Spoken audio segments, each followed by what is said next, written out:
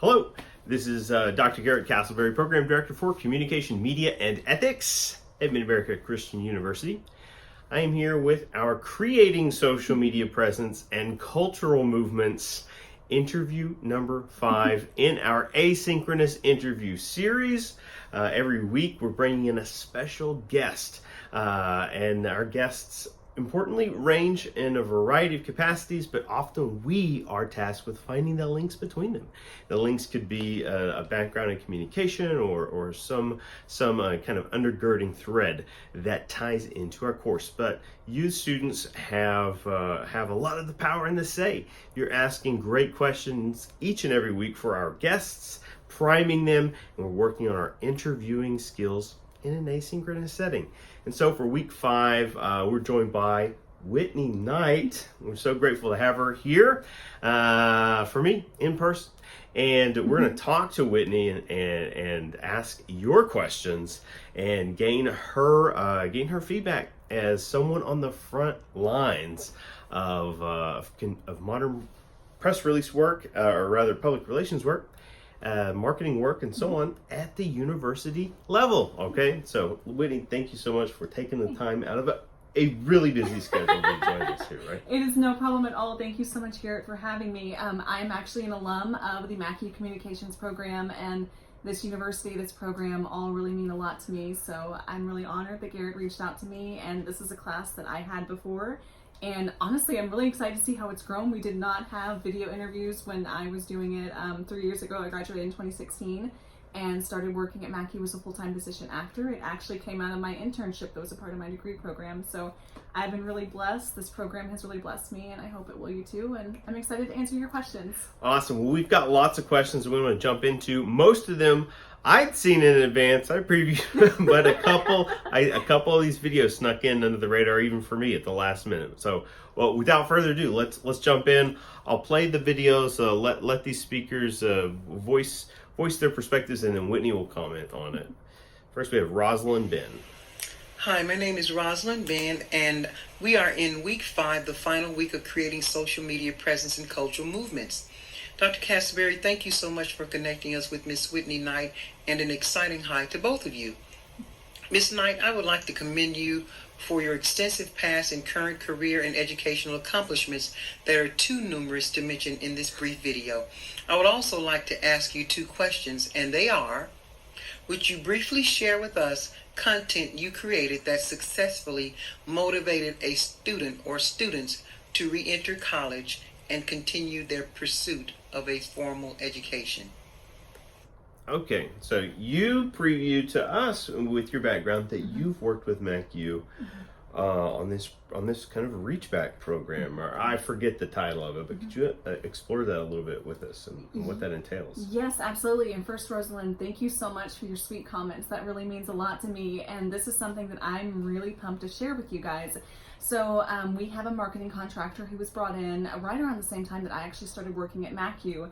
And, you know, my background was mostly in journalism. I got my associates in journalism and then my communication degree here from MacU. It was a little bit newer to the marketing side of things. There was a little bit of a learning curve for me.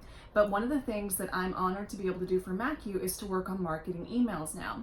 So we began something that's called a nurture campaign. And the way this campaign is set up is it's specifically made to reach out to people who had inquired about MacU at some point, but then, you know, maybe life got in the way for them, maybe a financial situation changed. For some reason, they did not follow through with getting their college education with us. So through this nurture campaign, we look at people who last contacted us 6 months ago or longer, and we created a series, well, I guess I created a series of emails to, you know, reach out to these people, communicate with them. And so they're mostly just, you know, kind of feel good, informative emails. They're not anything that's hard sales. It's just kind of reaching out to them. I try to do a lot of research and pull things together that's like, you know, what are struggles for adults who are going back to school? What are some of the most common concerns for an adult? We've done some, it's actually, there's 35 emails now in the sequence. I'm actually writing the 36 sometime this week, so it's a long ongoing program.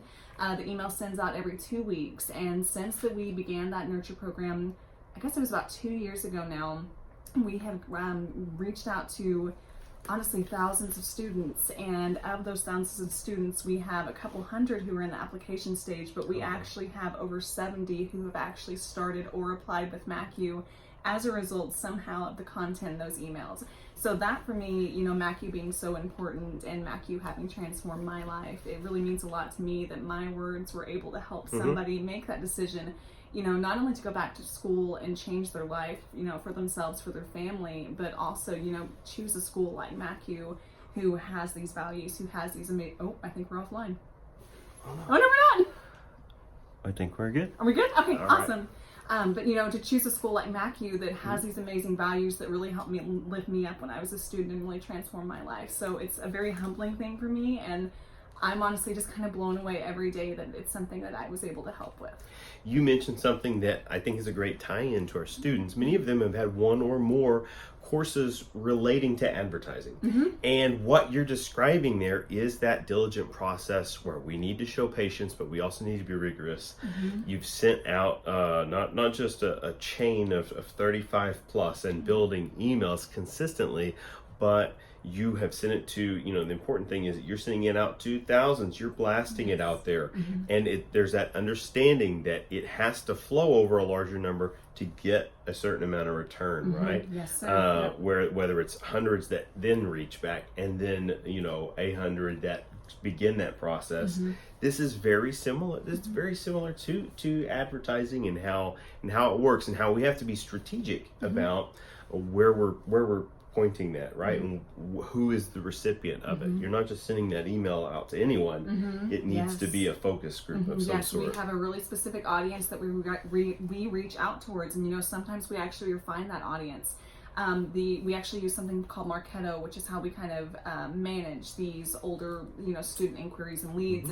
And you know, occasionally we have to kind of cull that database down a little bit, otherwise it would cost the university a lot of money. So audience is really important. You want to try to target people who really, you know, might have a chance of enrolling. Otherwise, you know, you're wasting people's time, you're wasting, you know, your company's dollars. So segmentation, audiences are super important. Nice. All right, let's grab this follow-up question from Rosalind really quick.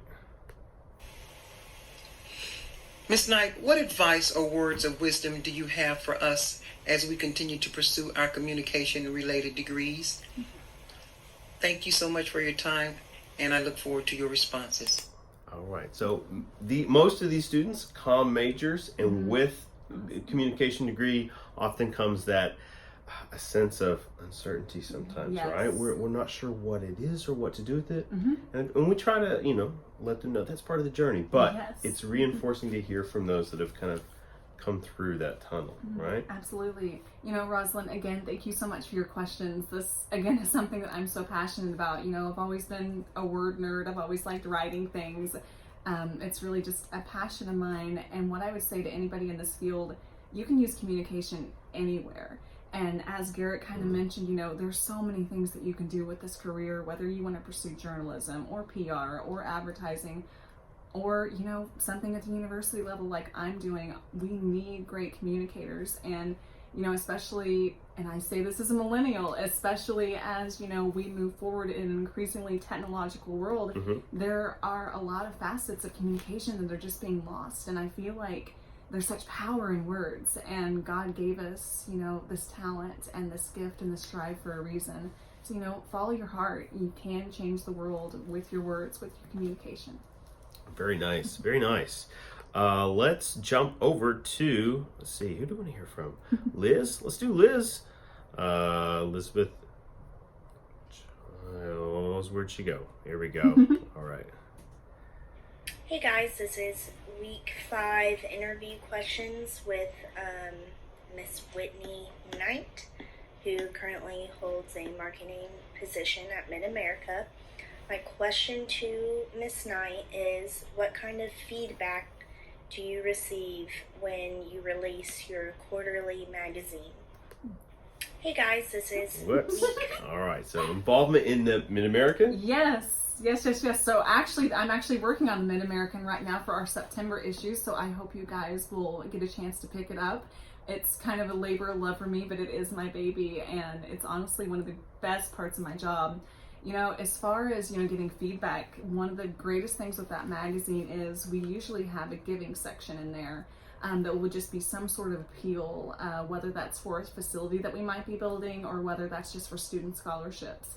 And I think the best feedback I ever got was from one of our folks in advancement, and I think it was probably a year ago. So again, I haven't been doing this for too long, but one of our advancement folks actually pulled me aside and wanted to tell me about a card that they had received that was just commenting on how the quality of the magazine had gone up because we were telling more stories. I guess previously the Mid-American, it was almost kind of more like a newsletter type thing, and there weren't as many student stories going on, and that's something that I'm really passionate about. And so every issue now, we focus on alumni stories, we focus on student stories, we focus on our faculty, our staff, and we really show the heart of this place. And basically what this lady in advancement told me was that MACU had received a sizable donation because this person was so moved by what was going on. And I'm going to get choked up. But this person was so moved by what was going on in the heart of this place. And it was through words that I was able to convey that and tell those stories. So that's the kind of feedback that makes me know that, I'm doing something right. And, even my own boss, he'll tell me sometimes like, no, Whitney, I think this can be stronger. I think this can be better. And he really does a great job of pushing me and making it better. And that's what I want. I want it to be at the highest quality possible so we can reach people like that. Excellent. We just had a guest interviewee in a previous week where they talked about early marketing position involved writing stories, taking marketing to a more personal level, which is exactly what you're describing here. And it's exciting to hear that the university responded in that way. Let's fit a quick question in from Joey, and then we'll take a quick break on our segment here. Hey, Whitney Knight, this is Joey Garcia, and I just have 2 questions for you. The first one is, what are some experiences you could expound upon that your communication degree came in handy? And the second question is, as a social media influencer, what would you say are some of the hardest aspects of the job and why? Thank you. All right, so communication experience, is this what the first question was asking? Yes, sir. So Joey, thank you so much for your question. Honestly, I feel like I use communication every day, no matter what I'm doing.